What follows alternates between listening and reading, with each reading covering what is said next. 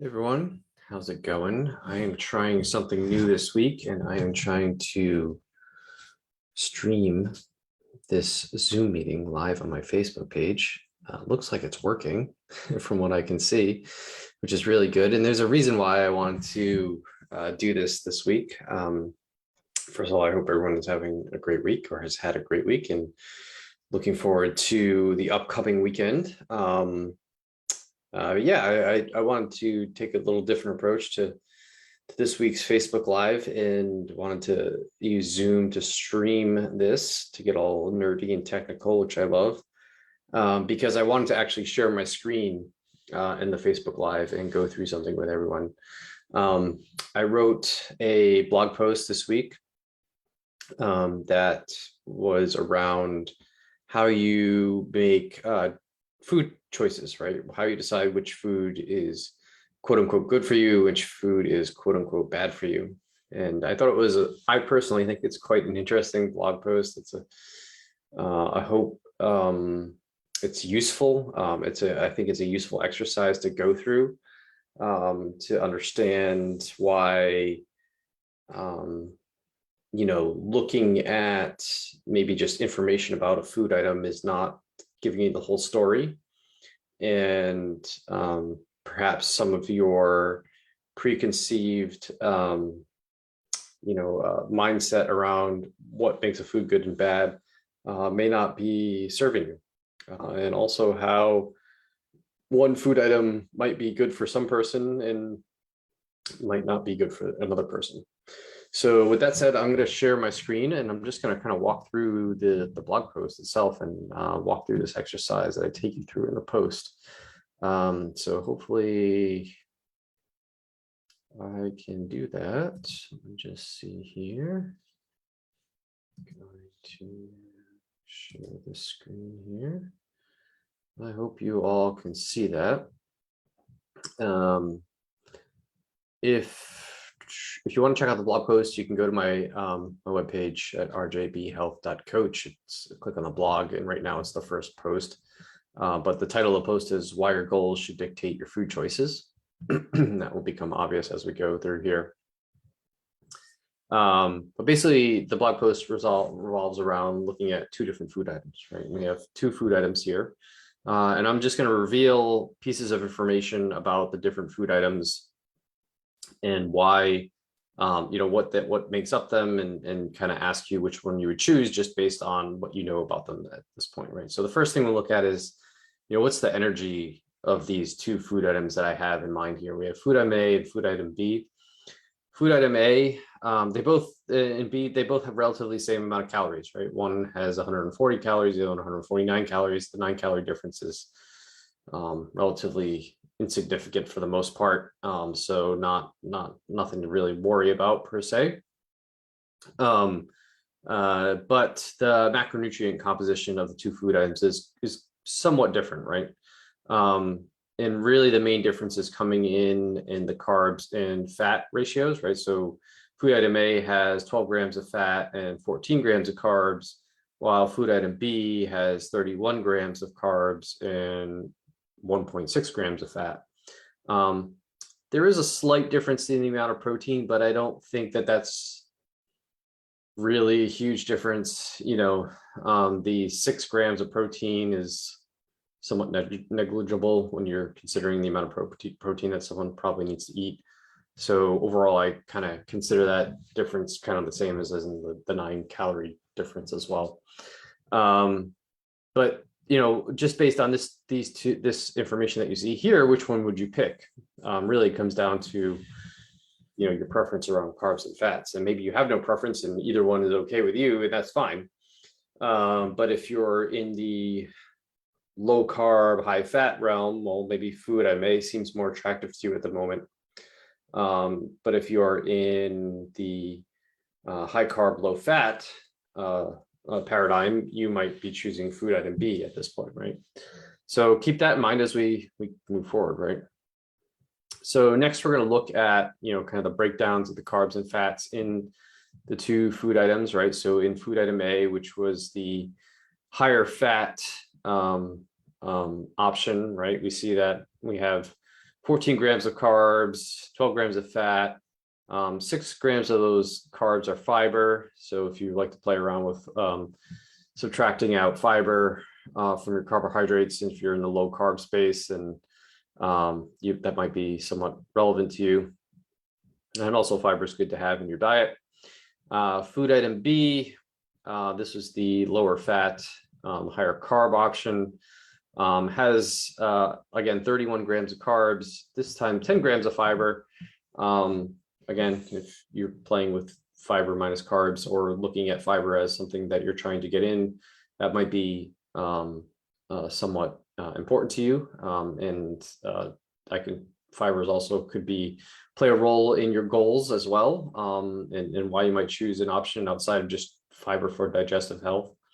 Again, not a lot of fat, has a little bit of omega-3s in it, not anything terribly large, nothing like you're going to get from a fatty fish or something like that, but that is there as well. So a little bit more context around the breakdowns of carbs and fats, if that's interesting to you. Next piece of information is around vitamin and mineral content. So food item A really doesn't have a whole lot going on in the context of vitamins and minerals. You can see a lot of 0% here, especially around vitamins. It has some minerals, but nothing that's like, mind-blowingly like impactful overall to your diet. So that's something to consider as well. Whereas we look at food item B, this has, in some cases, significant doses of certain minerals and vitamins, but it has just a wide range of different types of vitamins and minerals. You can see there's a lot of action, for lack of a better word, going on here in the vitamin and mineral front from food item B. So that's also something to keep in mind. What are you getting when you eat these two different food items, besides just fat, carbs, and protein? Okay, so that's like a lot of like the stuff you'd find in your favorite food tracker that I think is relevant to your food, to deciding which one you would want to choose. But the other thing that I think is also kind of relevant here is food volume.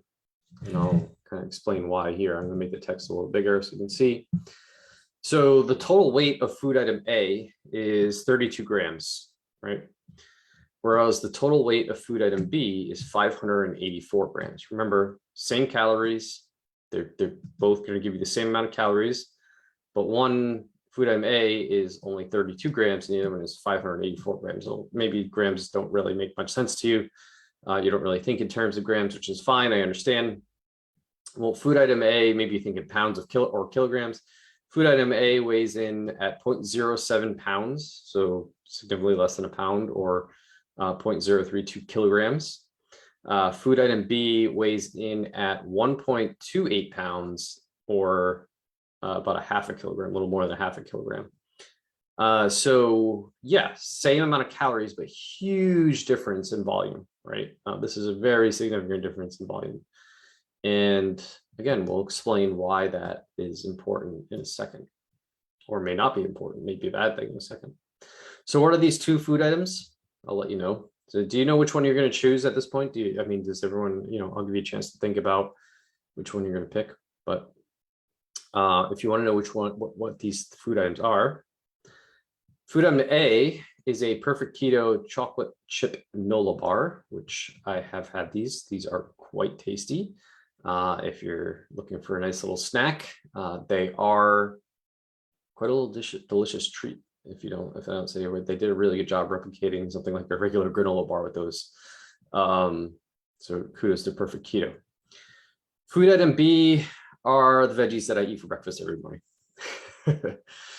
So that is a picture of my breakfast after I weighed it on a scale and put everything into chronometer that I weighed out there. It's basically just a whole bunch of veggies: onions, cauliflower, Brussels sprouts, zucchini, summer squash, red cabbage, red peppers, green peppers. Yeah, I think that covers pretty much everything I usually have for breakfast as far as veggies. Yeah, so those are the two things. Remember, same amount of calories, a little bit of different macronutrients, but which one are you going to choose here, right? And my argument is that neither one of these food items is good or bad. I think I can stop sharing my screen at this point because there's nothing else here on the blog post that is actually going to be relevant. So let me just stop sharing my screen. All right, there we go. Yeah, so neither one of these food items is good or bad, right? What we need to decide or if we're going to choose one of these food items, we need to decide which one is good or bad for us in the context of our lives and what our goals are, right? So say we'll pick a common goal here of weight loss, right? You want to lose some weight, right? Well, I'm going to make an argument that food item B, the big thing of veggies, a big skillet of veggies, is a much better food choice than food item A, which is the Nola bar, even though you might be following a low carb, high fat diet, and that looks like a lot of carbohydrates, because ultimately what comes down to, it's not the amount of carbohydrates that's going to make you lose weight, it's the amount of calories you eat. And ultimately the calories that are the volume of food that you're going to get from eating those veggies is going to keep you full longer, right? It's going to, not only is it a lot of food, it's over a pound of food, remember, but it's also whole foods. And that means it takes more work to digest. So you're going to eat a lot of food. It's going to take you a long time to digest them. You're not going to feel hungry for quite a while after eating over a pound of vegetables. In addition, in a weight loss scenario, it's important to make sure you're getting the adequate vitamins and minerals because you're limiting the amount of food that you're taking in order to have a caloric deficit. So, having those veggies with all those vitamins and minerals in them is going to go a long ways as to satisfying your kind of RDA for a lot of those vitamins and minerals. Also, there's lots of research showing that when you provide your body with the right amount of nutrients, as in the nutrient density of the food you eat is high, you're getting all the vitamins and minerals that you should get, that you tend to crave less foods, right? Because there's some research that shows that if you're deficient in certain vitamins and minerals, your body still sends hunger signals to your brain, because it's saying, oh, I need, sodium or potassium or magnesium or whatever. I'm really low in that. So I want you to eat some more food because I need these vitamins and minerals. I need this to be satisfied, right? So overall, in a weight loss goal, that big thing of veggies is going to be go a lot further than something like the Nola bar. And the Nola bar is going to work somewhat against you because it's very small. It's not going to fill you up, and it's somewhat hyper palatable. Like I said, it tastes really good, right? Eat one of those things. It's not very satisfying, and it's going to be like, well, I want some more chocolate because those chocolate chips taste really good. So, you're going to find yourself quite hungry later. Again, you've consumed the same amount of calories, but the hunger that you experience is going to be quite different between the two. I guarantee it. Now, we can pick a different goal. Like, say your goal is to build muscle mass and you're trying to consume a large amount of calories, right? And yes, I always advocate people eating whole foods like vegetables and stuff like that. And you should definitely, even no matter what your goal is, whether it's to lose weight or to gain weight, add muscle, that you should be eating, a lot of whole foods and a lot of veggies and stuff like that. But there comes to a point where that stuff gets too filling and you really can't eat anymore, right? And so you kind of want to fall into the other end of the spectrum where smaller food volume for the calories, maybe even making the food more hyper palatable to encourage you to eat a little bit more is going to be beneficial for you, right? So in that case, for someone looking to maybe gain weight or add muscle, choosing the NOLA bar might be the right choice, right? Because it is hyper palatable and it is smaller for the same amount of calories, right? And it helps you achieve your goal better. In addition, we need to take into account things like digestion, right? Some people might be able to digest that big plate of veggies perfectly fine. Another person, it might tear them apart, right? So yeah, I mean, even if your goal is weight loss, but you eat those vegetables and it goes right through you, like, well, that is not really helping you at all, right? It makes you feel terrible. It's not going to be beneficial at all, right? And this is regardless what your goal is, whether it's gain weight or lose weight, right? I mean, you never want to feel terrible while you eat something. And same thing with the NOLA bar. There's some sugar alcohols in that thing, and I'm sure there's people that will react negatively to those, as a lot of people do, right? So you have to also consider things like digestion. Does it give you brain fog or make you feel tired after you eat these things, right? All those things also play into your goals, right? Are you going to be exercising soon, right? Are you going to be working out the next hour or so? Well, maybe having that big plate of vegetables is probably not the best idea right before you're going to go run for a while, right? So yeah, there's a lot of different scenarios we need to consider, but it goes far and beyond our mindset around what is the right food for us, right? Based on things like macronutrients or protein or fat or carbs or anything like that, right? So just a useful exercise I think we should all go through when trying to decide what food we want, right? Lots of times we get stuck in a mindset and try to adhere to quote unquote guidelines from people, right? Which is all great and good, but at the end of the day, you need to put yourself, the context in which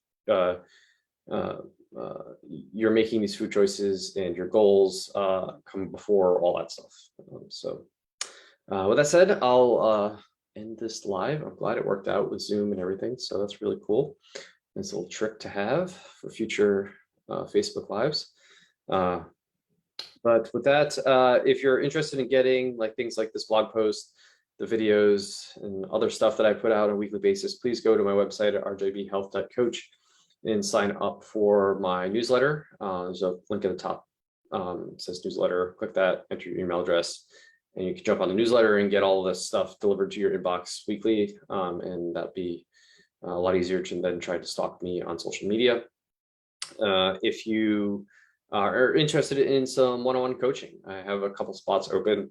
We can talk more about that by again going to my homepage at rjbhealth.coach and clicking the schedule discovery call button right on the homepage and fill out the form, and I'll get back in touch with you with more information on that. And yeah, if you have any questions or comments on what we went through today, I'd like to hear your thoughts. Please leave comments here, direct message me. I'm always happy to chat and talk. I hope everyone has a good weekend, and I will talk to you all soon.